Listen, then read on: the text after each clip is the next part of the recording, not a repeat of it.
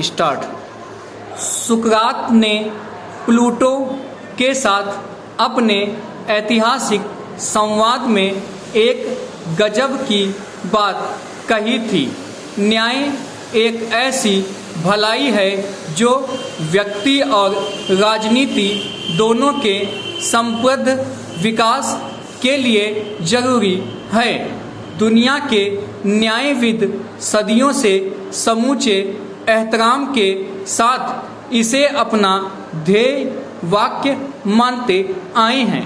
पिछले दिनों दिल्ली उच्च न्यायालय के न्यायमूर्ति यशवंत वर्मा के यहाँ आग लगने के बाद बड़ी संख्या में नोटों के बंडल जल जाने की खबर उड़ी, जिसने इंसाफ के पुजारियों के साथ देश के आवाम को भौचक्का कर दिया।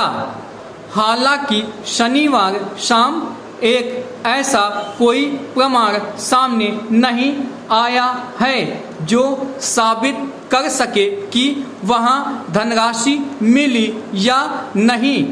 अगर नोटों की गड्डियां मिली तो वे कितनी थीं? शायद यह मामला दब गया होता अगर मीडिया में इसकी खबर न उछली होती। इसी के बाद एक वरिष्ठ अधिवक्ता ने शुक्रवार को दिल्ली उच्च न्यायालय के मुख्य न्यायाधीश के समक्ष जोरदार तर्कों के साथ मामला उठाया। यह सब चल ही रहा था कि न्यायमूर्ति वर्मा के इलाहाबाद उच्च न्यायालय में स्थानांतरण की खबर आई। साथ ही यह भी मालूम पड़ा कि सुप्रीम कोर्ट ने दिल्ली उच्च न्यायालय के मुख्य न्यायाधीश को अपनी रिपोर्ट शाम तक सौंपने को कहा है। कहा जा रहा है कि रिपोर्ट सौंपी जा चुकी है। सुप्रीम कोर्ट ने इस मामले में 3 जजों की एक कमेटी बनाई है। इस कमेटी में अलग अलग हाई कोर्ट के जजों को शामिल किया गया है।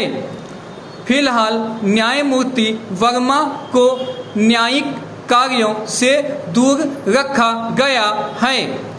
अच्छा होगा कि आला अदालत जल्द से जल्द अपनी राय से देश की जनता को अवगत करा दे, क्योंकि जितने मुंह उतनी बातों का दौर किसी भी स्वस्थ न्यायपालिका पर आम आदमी के भरोसे के लिए भला नहीं पैगा। इसी बीच शुक्रवार को खबरों की दुनिया में यह भी तैरने लगा कि दिल्ली के दमकल विभाग ने उन समाचारों का खंडन किया है कि उन्हें वहां किसी भी तरह के नोटों का कोई बंडल मिला। इसने आग में घी का काम किया। टेलीविज़न पर लाइव डिबेट के प्रतिभागी और सोशल मीडिया के हरकारे दाल में काला खोजने में जुटे पड़े थे। इसी दौरान इलाहाबाद उच्च न्यायालय बार एसोसिएशन ने भी सुप्रीम कोर्ट को दरख्वास्त भेज दी कि इस जज को भला हमारे यहाँ क्यों भेज रहे हैं। इलाहाबाद हाई कोर्ट कूड़ादान नहीं है। मामला भड़क रहा था कि दमकल विभाग की ओर से आग को और हवा मिल गई। उसका कहना था कि हमने इस संबंध में कोई बयान नहीं दिया है। पैरा आशंका शास्त्रियों को इससे दोबारा मौका मिल गया। वे कहने लगे कि इस सारे मामले की रंगाई पुताई की कोशिश की जा रही है। कुछ वरिष्ठ अधिवक्ताओं ने तो इस दौरान बेहद कड़े शब्दों का प्रयोग करते हुए कहा कि सुप्रीम कोर्ट का कॉलेजियम सिस्टम इसलिए इजाद किया गया था कि न्यायमूर्तिगणों को विशिष्ट दर्जा हासिल हो, ताकि उन्हें किसी भी तरह से बेवजह प्रताड़ित न किया जा सके। उन पर आरोप लगने पर सुप्रीम कोर्ट के पास ही जांच का हक हो। तमाम वरिष्ठ अधिवक्ताओं ने इस कथित घटना के हवाले से कॉलेजियम और उसके औचित्य पर ही सवाल उठाने शुरू कर दिए।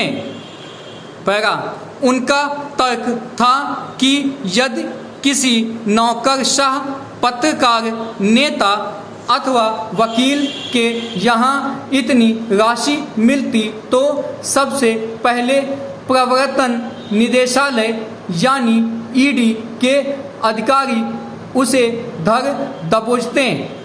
यदि वह राजकोषीय कर्मचारी होता तो केंद्रीय जांच ब्यूरो सीबीआई सक्रिय हो चुकी होती और पुलिस की आर्थिक अपराध शाखाएं भी उस पर टूट पड़ती, आनन फानन में गिरफ्तारी होती और उसके बाद उस शख्स को लंबी कानूनी प्रक्रिया से गुजरना होता।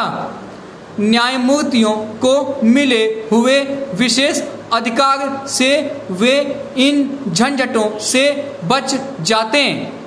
यहाँ वेदनापूर्वक जस्टिस निर्मल यादव के मामले को भी याद किया गया। निर्मल यादव पंजाब हरियाणा हाई कोर्ट में न्यायाधीश थे। उन पर 15 लाख रुपए रिश्वत लेने का आरोप था।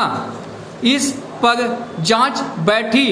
सीबीआई ने चार्जशीट दाखिल की। मामला 1.5 दशक से अधिक तक खिंचा, लेकिन निर्मल यादव का कुछ नहीं हुआ। जिस देश में आम लोग शक के बिना पर गिरफ्तार कर लिए जाते हों और सालों साल उनसे अदालतें यह उम्मीद करती हों कि वे अपनी निर्दोषता साबित करें, वहाँ इस तरह के मामले चौंका जाते हैं।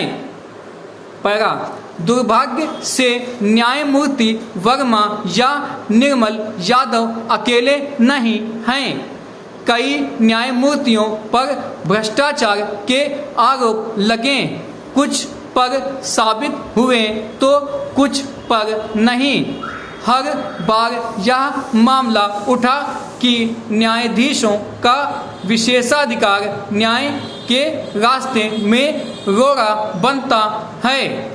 हालांकि निजी तौर पर मैं मानता हूँ कि न्यायमूर्तियों को विशेषाधिकार हासिल होना चाहिए ताकि वे देश की जनता की अपेक्षाओं को पूरा कर सकें। इसमें कोई शक नहीं है कि अधिकांश न्यायमूर्ति यही कर रहे हैं। इसके बावजूद कुछ लोगों की कथनी या करनी न्यायपालिका को लांछित करती रहती है। कोलकाता उच्च न्यायालय के न्यायमूर्ति सौमित्र सेन का मामला भी ऐसा ही था। सेन पर भ्रष्टाचार के आरोप प्रमाणित हुए और उनके खिलाफ संसद द्वारा महाभियोग की कार्रवाई पूरी हो पाती, इससे पहले ही उन्होंने इस्तीफा दे दिया। क्या इतना पर्याप्त था? निर्मल यादव अथवा सौमित्र सेन किसी अन्य पेशे में होते तो क्या आरोप सिद्ध होने या चार्जशीट दाखिल होने में इतनी देरी लगती? क्या वे लंबे समय के लिए सलाखों के पीछे जाने से बच पाते? यहाँ न्यायमूर्ति वी रामास्वामी का मामला याद दिलाना चाहूँगा। वह जब हरियाणा पंजाब हाई कोर्ट के मुख्य न्यायाधीश थे तब उन्होंने अपने बंगले के कालीन और पर्दों पर प्राधिकार से आगे जाकर खर्च कर दिया। इस पर हल्ला मचा तो सुप्रीम कोर्ट ने इसका संज्ञान लिया। लोग आज भी फक्र से याद करते हैं कि तत्कालीन प्रधान न्यायाधीश न्यायमूर्ति सब्यसाची मुखर्जी ने खुली अदालत में जो कहा वह इतिहास बन गया।